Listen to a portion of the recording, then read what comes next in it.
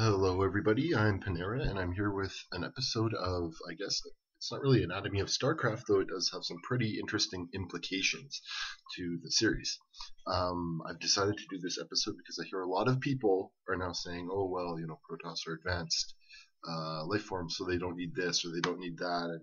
And I'm going to show you how a very primitive type of fish that hasn't changed on the order of like 100 million years is actually more advanced in some ways than a lot of what we would consider to be advanced fish. So this is a Senegal Beacher. I actually have a baby one swimming. Well, he's about a foot away from me right now, just watching me. They're extremely vicious predators from Africa. So basically, what makes a Beacher is they don't actually have the standard setup. So for fins, so for example, if you think of something like a walleye, they'll have two sort of dorsal fins, right? If you think of pretty much many other types of fish, they'll have like a single dorsal fin and then like a tail fin and so forth. These ones actually combine their tail fin with their dorsal fin, but they at the same time don't have either. So what they actually have is this primitive state where they've got these sort of finlets that are kind of going all the way back. There's like a whole row of them, and they're quite pretty. So this is sort of the orientation that fish had before they had the rather modern orientation that we're used to. So this shows definitely morphologically speaking that this creature is very primitive. It's basically like a tube of meat. They also have these really fleshy pectoral fins, excuse me. They actually can pull themselves up on land and crawl around a whole lot, which is something you wouldn't necessarily expect from a fish that's considered to be primitive. But as we can see here, I drew like a little quick cladogram kind of thing.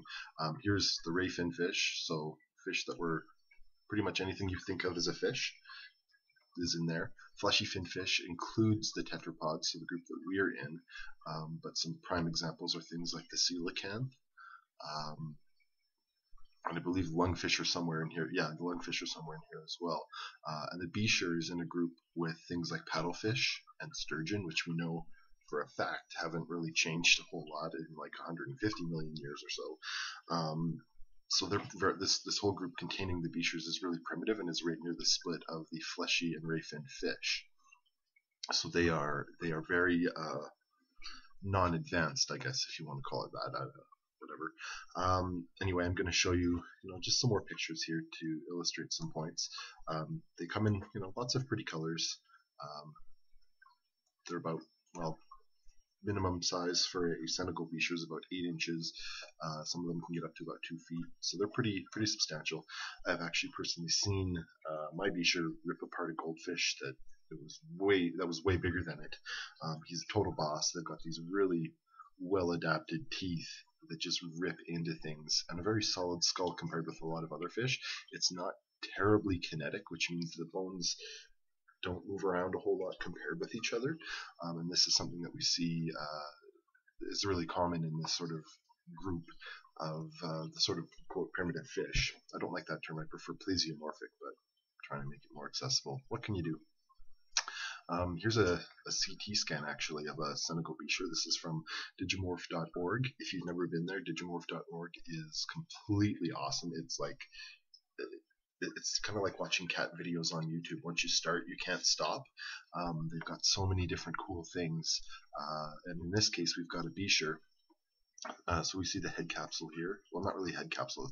So we see the skull here rather, and we see the backbone there, and what's called myomeres, these sort of V-shaped muscles that we're familiar with whenever we eat salmon or anything. All fish have them. So there's the myomeres running down the body, and these blobs here are actually the swim bladder.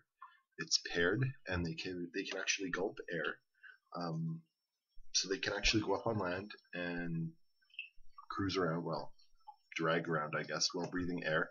I've actually seen my Beacher gulping air many times, so this is something that a lot of fish don't actually have. There are some, It's a group called Physostomi, or the Physostomis, and basically that means that their swim bladder is attached to a sort of trachea-like thing, analog, and they can gulp air like goldfish can do it and stuff like that.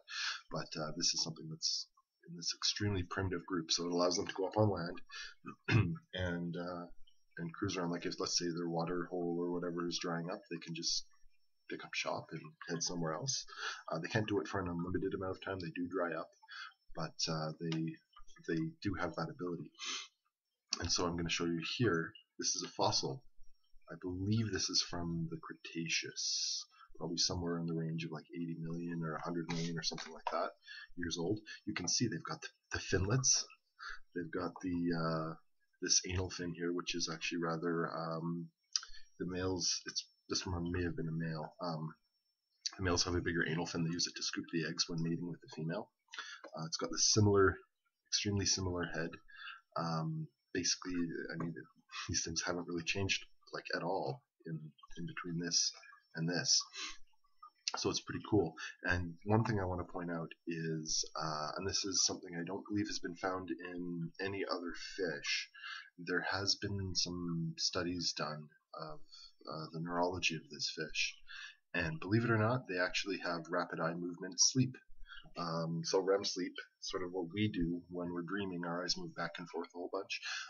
So the presence of rapid eye movement sleep in these guys really shows that they do have a pretty advanced brain, I guess you could say. I mean, certainly the implication implies that they do have memories. It's not just like behavioral conditioning or anything. They actually apparently do have memory. Which is contrary to the popular belief that goldfish can't hold memory. They can, but just probably not very well. So these guys are probably among some of the smartest fish, yet they're also some of the most primitive. So, I mean, that sort of flies in the face of what you'd expect. You know, as you evolve more, you gain intelligence or whatever and various abilities. But this fish has an ability to go up on land that many other fish don't have. It's an extremely skilled predator. This thing takes down fish bigger than it all the time. So it's well armed. They grow quite rapidly, yet they're diminishing in the wild because they apparently taste frickin' awesome. But and again, they haven't changed in like 100 million years, and they have basically like pseudo lungs. So anyway, this sort of shows why it's not really logical to say, oh well, the protosters or whatever, they're just advanced aliens, so they need this or that. No, they do have needs of any organism. What those needs are is sort of the goal of the series. But I'm just showing you here how you can be rather not evolved, like not as derived as something, say, like a human, but you can have a whole lot of cool traits and survivability and all those cool features I mentioned, which actually aren't present in like a whole buttload of the ray fin fish. So as they became more derived and more specialized and branched out and stuff, they actually lost a lot of these really cool abilities that this fish has. So it's not always a good thing to become more advanced. Sometimes you can find yourself hyper specializing and then you find yourself in a whole shitload of trouble. So as usual, I mean, you guys are free to leave questions and comments about these fish, and I'll probably talk about them more in the future, especially as mine grows, because he's the total boss. And remember to, spread the series around. It's a total cool series. Bring it to, I don't know, what's an inappropriate place to bring it to that I can suggest today? Your grandma's birthday. Bring it to your grandma's birthday. Just say, hey grandma, I know you're like 90 and you don't even know what email is, but bring the series. She'll love you even more. Or if she doesn't love you, she'll start loving you. So anyway, that's the advanced alien rebuttal episode for all of you.